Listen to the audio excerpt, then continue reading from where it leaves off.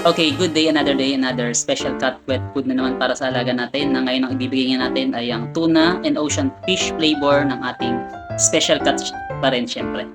Tara, let's go. Okay, ito buksan na natin. Salin lang natin sa lalagyan natin.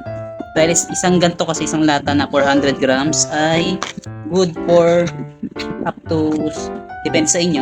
Pero sa akin ay umabot na ng up to 7 serving. Okay, ayan yung itsura niya. Ayan, kumbaga sana para siyang liver spread. O para sa mas malambot na liver spread. Ayan. Okay. Ayan, mousse siya and then palatable naman siya. Kaya gusto ng mga alaga natin ay itsura pa lang. Kahit na ang ginagawa nga natin dahil sa masarap siya or malasa siya ay ihalo natin ng maraming tubig. Okay, simutin lang natin yung nasa lata kasi sayang. Then salin natin. Na syempre yung pinaka main sangkap natin syempre yung ating special cut. Okay, kumukuha lang tayo ng ganyan. Then, parang malaking scoop lang. Then nahalo natin sa tubig. Then spread naman sa tubig, mix. Durog-durog konti. Then para even marami siyang water ay mahalo nga sa tubig para sure na isang sabi ko sinabi ko sa mga nakaraan pa na ito yung way natin para mapainom siya ng water kasi hindi siya talaga uminom ng tubig. Kaya para sa mga alaga natin na tamad uminom, ayan, ito yung isa sa masasuggest natin na gumamit tayo ng special cut kasi malasa siya, masarap. Kaya nga kahit na ganyan natin ng tubig ay na marami ay mauubos niya. Kaya mapainom natin siya. Okay, huwag natin patagalin. Bigyan natin sa alaga natin. Okay, pwede rin natin siyang haluan ng konting dry food para hindi masyadong boring yung pagkain niya. Even masarap na to. Ayan, special cut wet food urinary din yung gamit natin.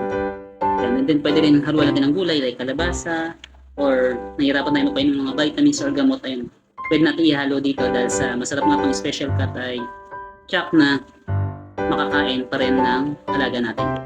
Huwag natin patagalin at gutom na yung alaga natin. Let's go! Hey, kaya si Snow excited na oh. Hindi na nakapaghintay. Parang PG si Snow. Oh.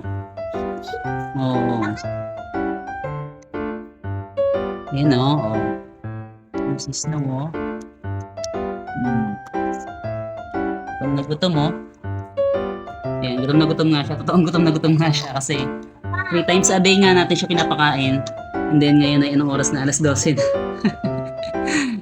Kaya yan, parang brunch niya na yan. Kaya ganyan siya kumain. And then syempre masarap nga yung special cut.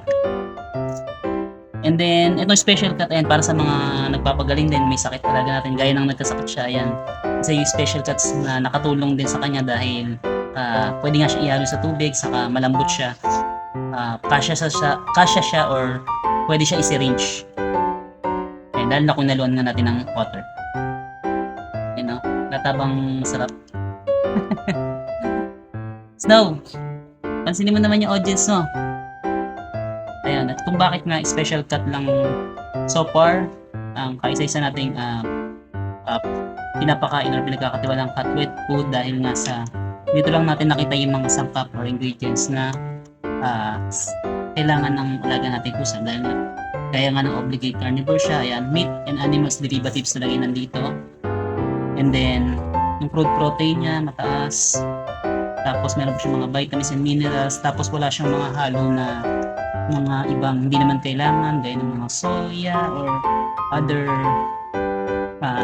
added flavoring or something jelly or yung mga ibang nakikita yung sangkap na hindi naman kailangan ng mga alaga natin pusa. Ayan, yun lang guys. Ayan, para kampante rin kayo sa pinapakain sa mga alaga nyo. Ayan, special cut yung marirecommend natin. Ayan, thanks for watching. Bye-bye. Snow, pansinin mo naman yung mga audience mo. Busy siya.